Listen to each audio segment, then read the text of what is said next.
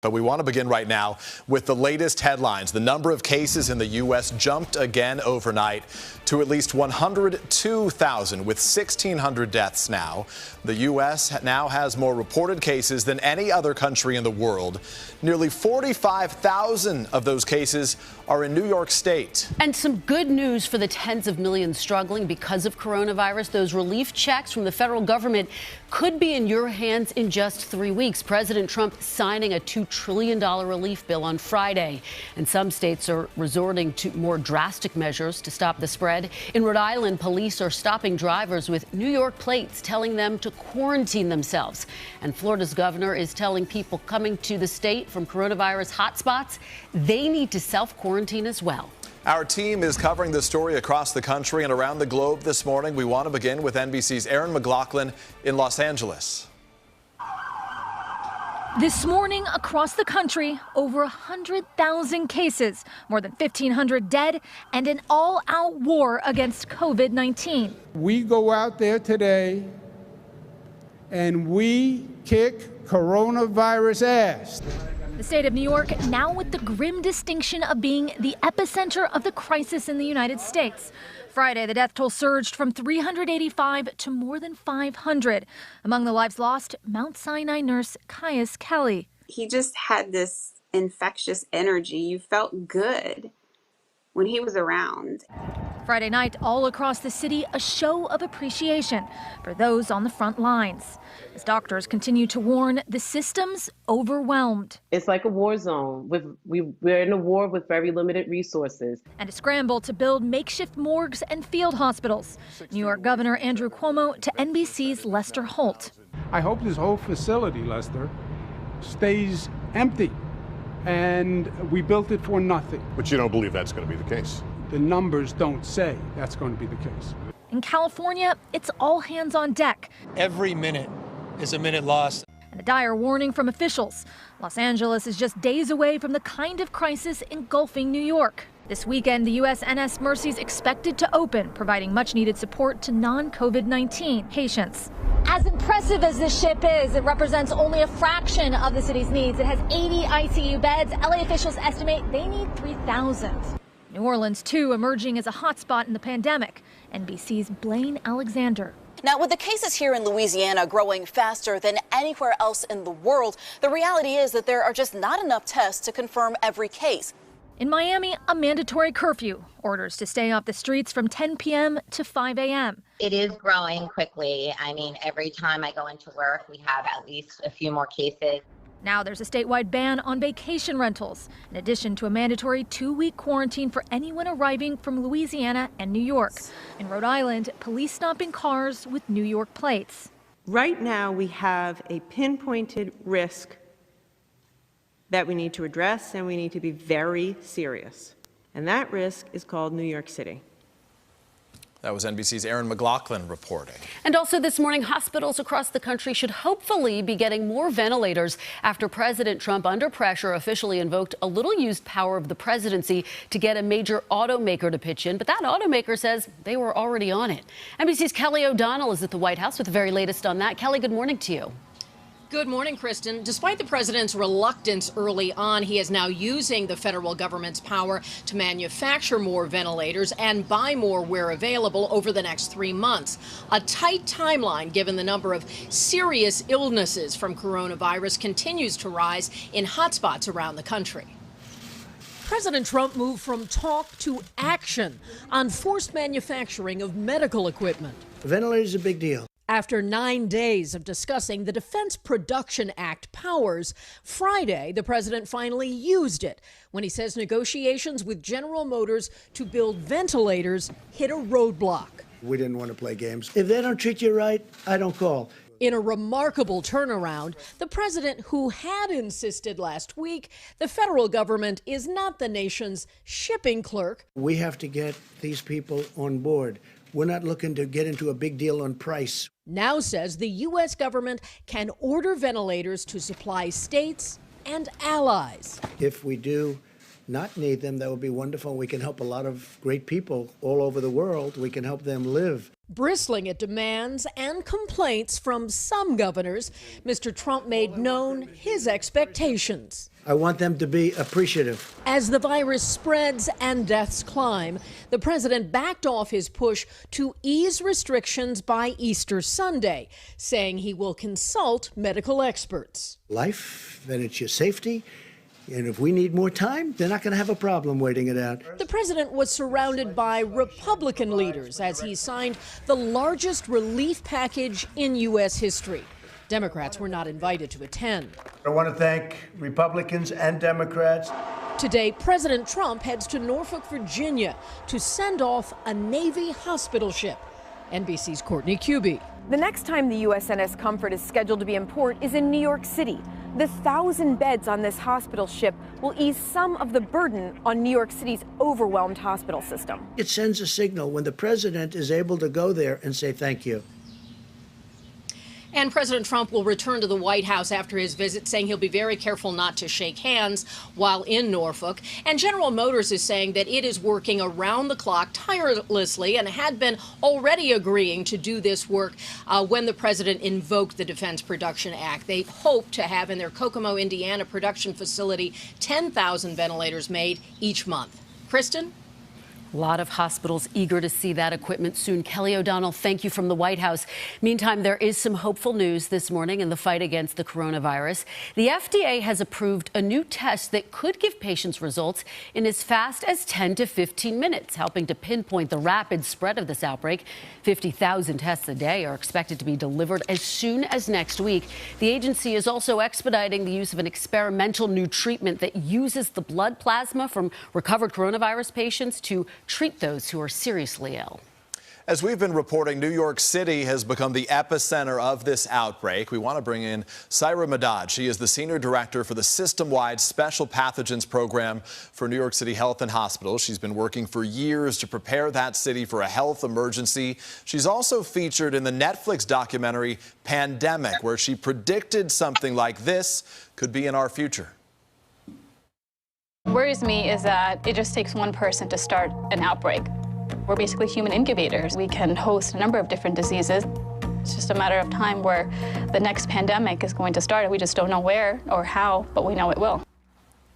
Syra Madad joins us right now. Syra, we appreciate your time on this day. We know that on Monday we hit the end of that 15-day window, the end of the 15 days to stop the spread that the White House is telling us about right now. Can you give us a progress report? Are we making progress? Is there a sense that we might be out of this window at some point soon?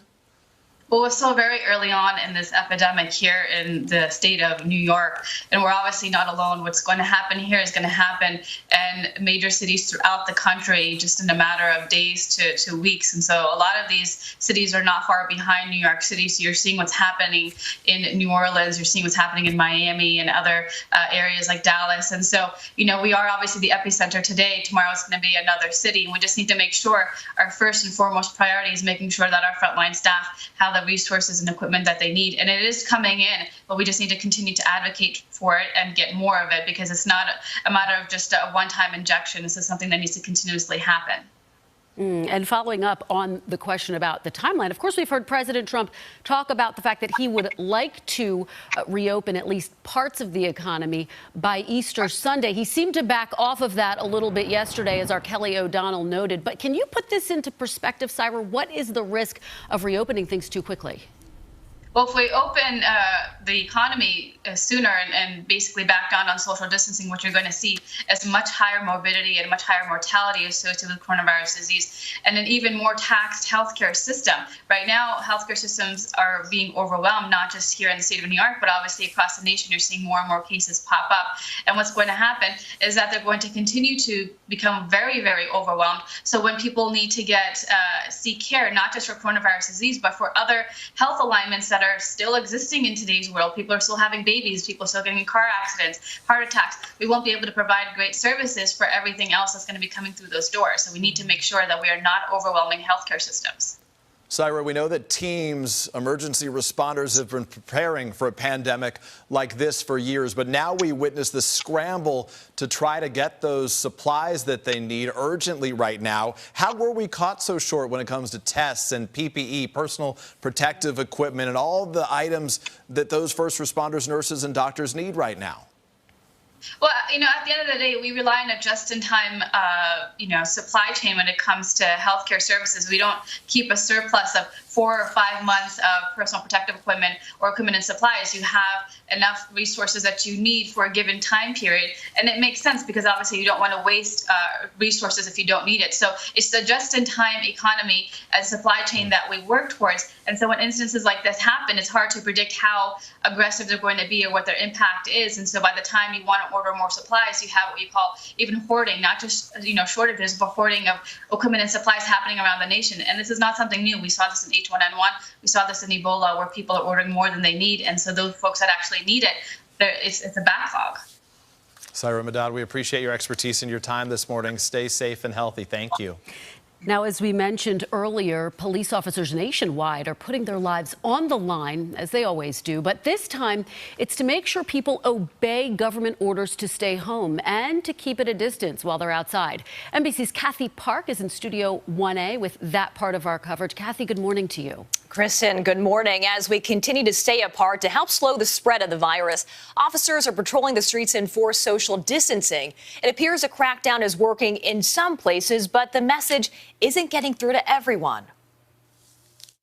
These days, officers from California to New York are on the front lines keeping you safe by making sure you're keeping your distance. But they have been enforcing it. Yeah, totally have.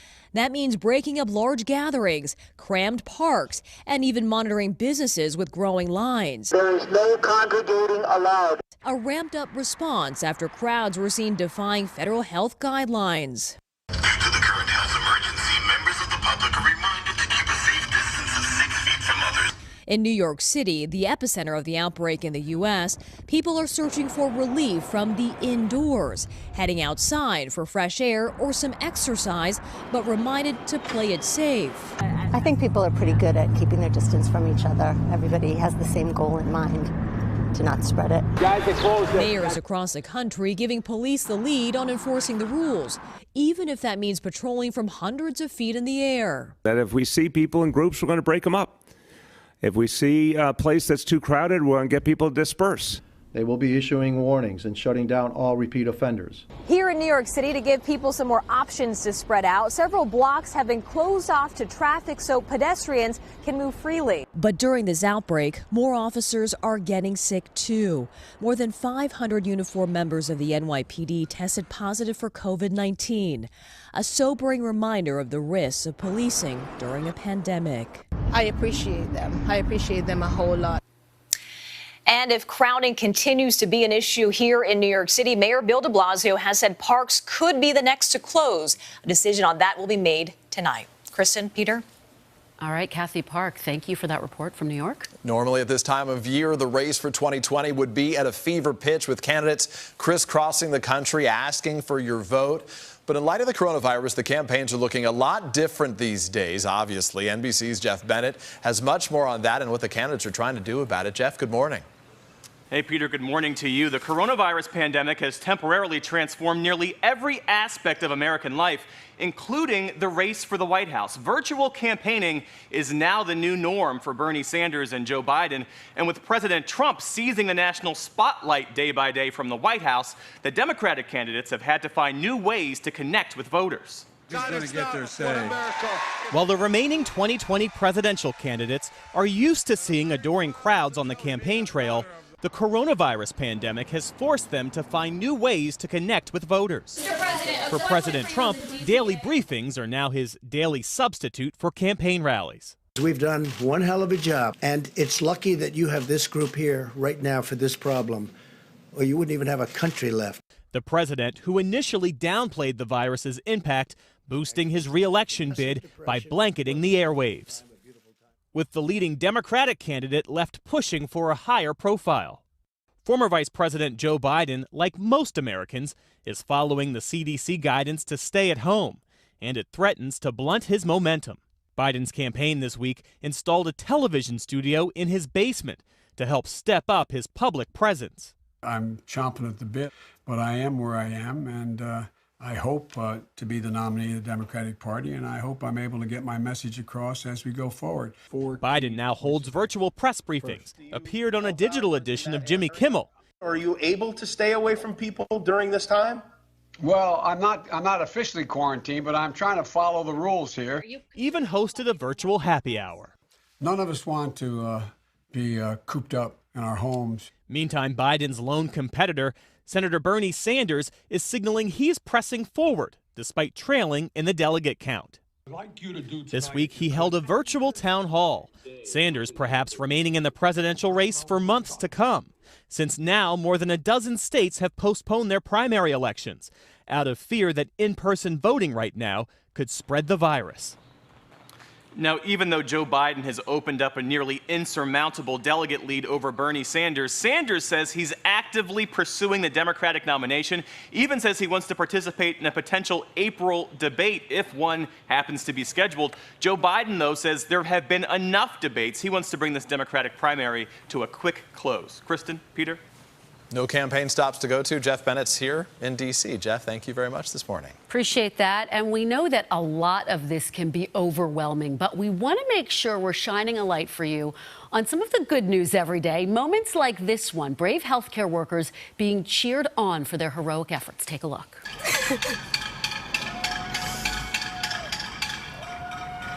Emotional moment there. Ashlyn Jewell is a nurse at the Swedish hospital in Seattle, and she was brought to tears by the sound of the community cheering for her and her colleagues. Her girlfriend says it's been a difficult few weeks, and those are happy tears to be recognized and also appreciated. And Peter, we can't say it enough.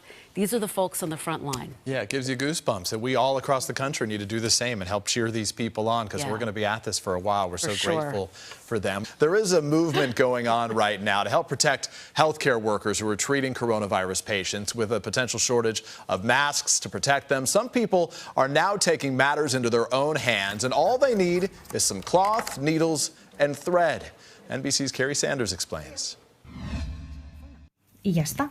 Perfectas. From Spain to Cuba to the United States, an army now at work sewing masks for healthcare professionals.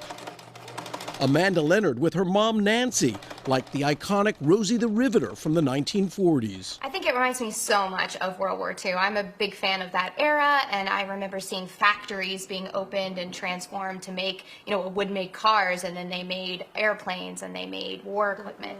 And I think that's kind of what's happening in our own garage. One of the nation's largest fabric stores, cutting squares, making kits, for a steady stream of volunteers ready to use skills many say they learned from their grandmothers. Some thread, the instructions on what to do, the elastics to put around the ears, and some extra fabric to make the masks. In their garage in Central Florida, mother and daughter taking turns swapping seats. With stay at home now the watchword, an opportunity to spend time together and for a daughter to learn a new skill. And this is a mission. It is now. Yes, yes. It feels wonderful to be able to do something to help.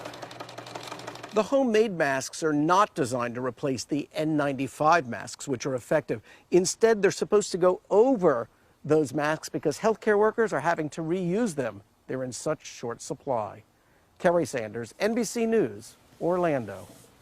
Important to point out that those masks, including the one that Kerry, of course, just demonstrated, are taken to hospitals, sterilized, and then given out to healthcare workers who need them. Great thing those families are doing right now. Absolutely. Great to see everyone pitching.